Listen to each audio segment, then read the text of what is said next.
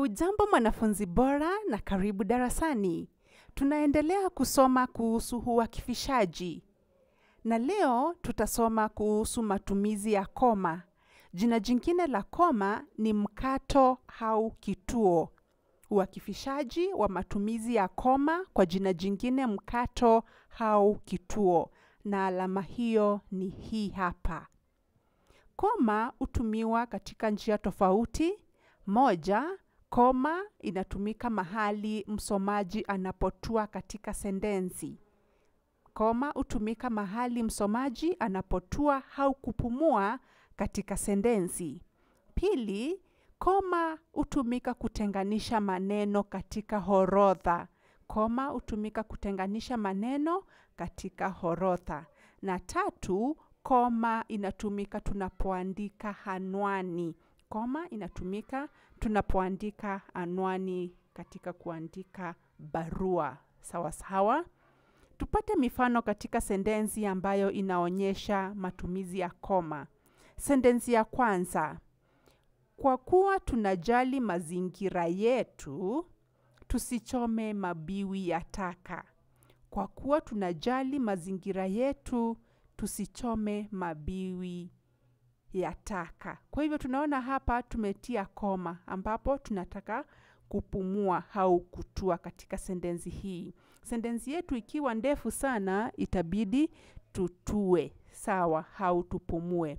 Sentensi yetu ya pili, alinunua mkufu, bangili, kimbanio na vipuli. Alinunua mkufu, tunatia koma, bangili, vile vile tuna koma nyingine hapa, kibanio na vipuli. Haya ni matumizi ya koma kutenganisha maneno katika sentensi, ambapo tunaorodhesha. Kwa mfano, mwanafunzi alisoma masomo tofauti kama hisabati, Kiingereza, Kiswahili na somo la dini.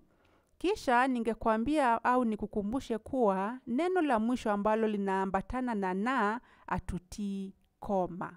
Sawa sawa, unaona hapa hatujatia koma, neno ambalo linafuatana na au linaunganishwa na lingine mwisho hatutii koma. Sawa sawa.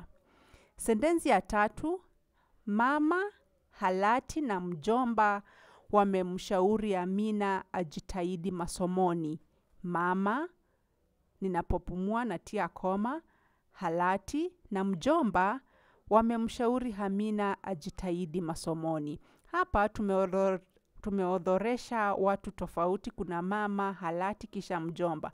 Kwa hivyo hapa ndipo tumetia koma yetu kuonyesha vitu au watu katika orodha. Sawa sawa. Haya basi. Mpaka hapo natumai unaendelea kuelewa matumizi ya koma, ambapo tumesema koma inatumika mahali msomaji anapotua katika sentensi au anapopumua. Pili, kutenganisha maneno katika orodha, na tatu, tunatumia koma tunapoandika anwani. Ningependa tuangazie zoezi letu kwa ufupi, na maagizo ni chagua sentensi zilizotumia koma. Chagua sentensi zilizotumia koma. Sentensi ya kwanza, ala, kwani hujui usafi wa mazingira ni muhimu? Ala, kwani hujui usafi wa mazingira ni muhimu? Tutachagua sentensi zitakazokuwa zimetumia koma peke yake. Sentensi ya pili, mdalasini, dania na bizari si mapambo mbali ni viungo vya upishi. Nirudie, mdalasini, dania na bizari si mapambo mbali ni viungo vya upishi. Sentensi ya tatu, miongoni mwa manju, sonara na mhunzi, nani mfua pete? Miongoni mwa manju, sonara na mhunzi, nani mfua pete? Sentensi ya nne, mama alinunua chupio, bangili na vikuku kule sokoni. Mama alinunua chupio, bangili na vikuku kule sokoni. Na sentensi yetu ya tano, unayependa mapambo gani? Unayapenda mapambo gani? Unayapenda mapambo gani? Haya basi, ni kipindi cha kuchagua sentensi ambazo zimetumia koma. Sentensi ya kwanza, la hasha, haina koma. Je, ya pili, ndio. Tunaona koma hapa. Kwa hivyo, sentensi hii tutaichagua kuonyesha ni mojawapo ya sentensi zilizo na koma. Manake, koma ni hii hapa. Imetumika katika kuorodhesha vitu. Sentensi ya tatu, ndio, ina koma hapa. Miongoni mwa manju, tumepumua au tumetua hapo. Kwa hivyo, tutachagua sentensi hii kwa sababu ina koma. Je, sentensi ya 4, ndio, ina koma. Mama alinunua chupio, mbangili na vikuku kule sokoni. Kwa hivyo, vile vile imetumika katika kuorodhesha vitu. Tuna koma hapa. Tutachagua sentensi hiyo.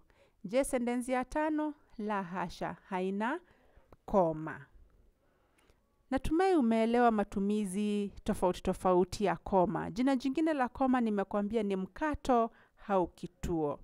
Na ni vizuri ujue alama yake. Alama yake ndio hii hapa. Asanteni sana kwa kutazama video hii. Kama umepata ni ya manufaa na ni ya kuelimisha, ningekusihi uweze kusubscribe katika channel yangu. Kama hujasubscribe, upende video zangu, kisha unaweza tumia watu wengine ambao wangetaka kusoma nami. Ningeomba pia uweze kuniandikia ujumbe mfupi, uniambie jinsi unavyoona video zangu na video zingine ambazo ungetaka nikuletee. Asanteni kwa wote ambao wamesubscribe katika channel yangu, ambao wananitumia ujumbe na ambao wanapenda video zangu.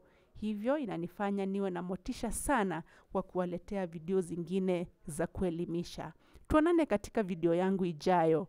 Kwaheri kwa sasa.